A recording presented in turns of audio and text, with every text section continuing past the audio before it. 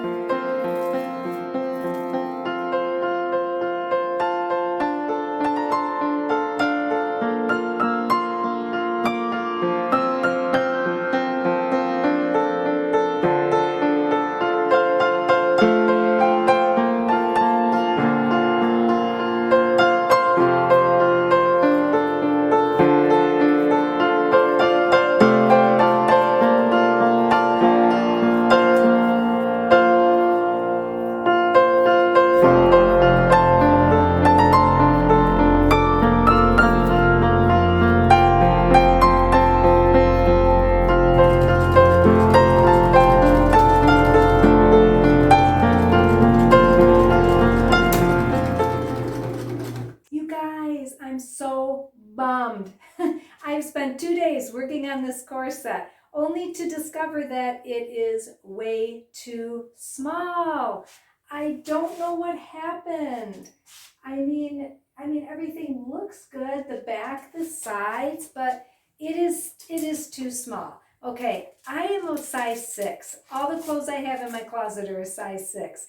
And I cut out the Simplicity pattern for the size 6. So I don't know what happened here. Apparently, Simplicity's idea of a size 6 and mine are totally different. So, lesson learned, I should have taken my measurements with my measuring tape and then looked on the chart on the pattern to see what Simplicity thought my right size should be. Because obviously, this is not the right size, but I'm not going to give up. I'm just going to go back to Joann's. I'm going to buy more fabric and I'm going to redo this corset. So I have to show you the failures as well as the successes. All right, so we are going to see what is going on here with the Simplicity pattern. Since my corset is way too small, I guess this is something that I should have done before I started sewing. Okay, so I am going to check my measurements here and see where I'm at. And then look at the pattern. Okay, so let's see what they show me being here. Oh, for the love of Pete. So my skirt is too small as well, which doesn't surprise me since the corset was also too small. Luckily, I had some extra material left over, and so I'm going to cut out an extra panel, and so it should fit then. Okay, so I'm not going to scrap this whole project because I have extra material here. And I think what I'm going to do is I'm just going to add some panels. I'm just going to add another small panel here and another small panel here. And then it'll fit because, you know, the rest of this is all fine. I have my new side pieces all cut out to extend this to make it fit better. So now I'm just getting ready to pin it all together and then sew it up.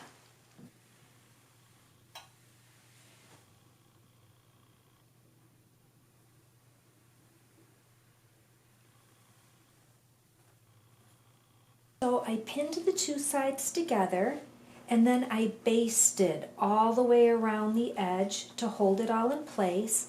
And now I am pinning my binding on. And what I'm doing is I'm going to sew the inside part first of the binding. And then when that's done, I'll flip it over and then I will sew the outside piece.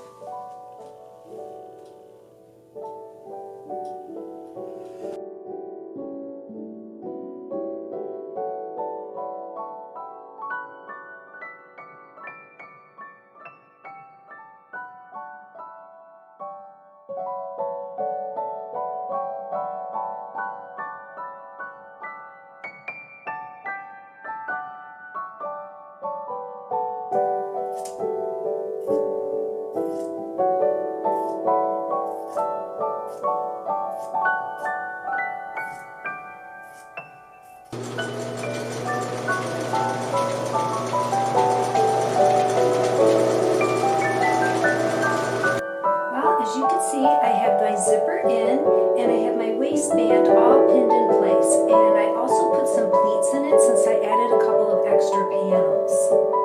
And now it's time to sew it all together.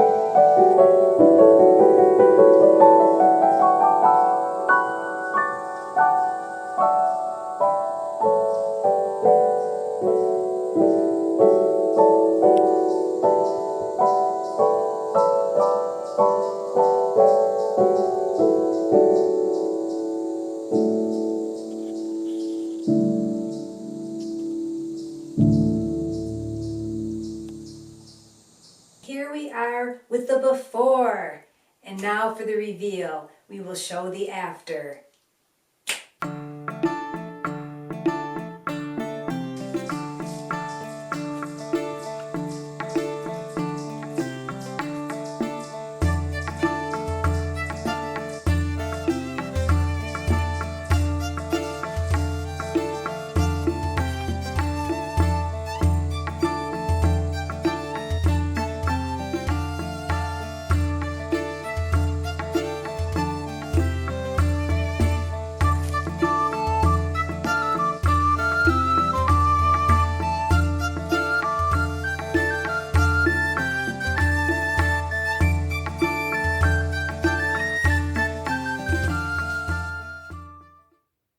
And here is what the corset looks like reversed. And I think it turned out pretty good for the most part. I'm quite happy with it. I would be happy wearing it either way, with the solid green that matches the skirt or with the print on the other side. The only issue is that my stitching didn't quite line up perfectly when I was putting on the binding, but you know what? I don't think that that is any kind of a big deal, and I don't think anyone would even notice that but me. So definitely I would wear this reversed as well.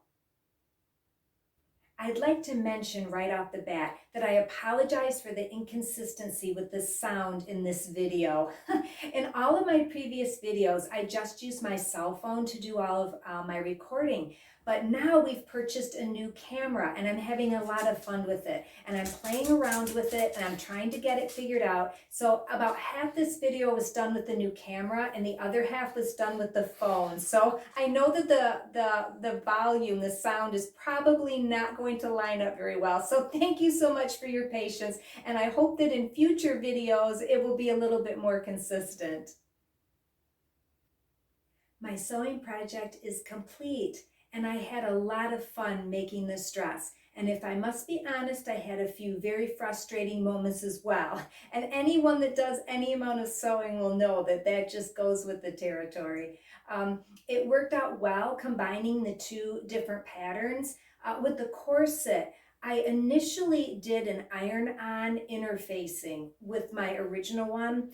And the problem I had is when I ripped it all apart to add the extra panels because it was too small, the interfacing was falling off. And I thought, you know what, I'm not going to use this. And I ripped it off and I had some extra duty heavyweight interfacing and I used that instead. However, in hindsight, I would not choose that to do another corset because it was just a little bit too heavy.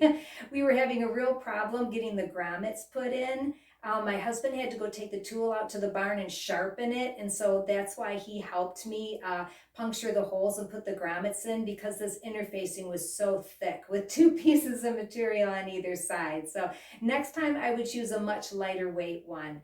I'd never done those before. I'd never used interfacing before. I'd never done grommets before, and I'd never done this binding as well. I'd never done a binding. So this project was fun because I learned some new techniques. And I am really looking forward to wearing this costume when we take my granddaughter to the Renaissance Festival. And also I can wear this costume on Halloween. And you bet your sweet Bippy I'm going to be. I can't wait to wear it for Halloween as well when I walk around the neighborhood with my grandchildren to do trick or treat.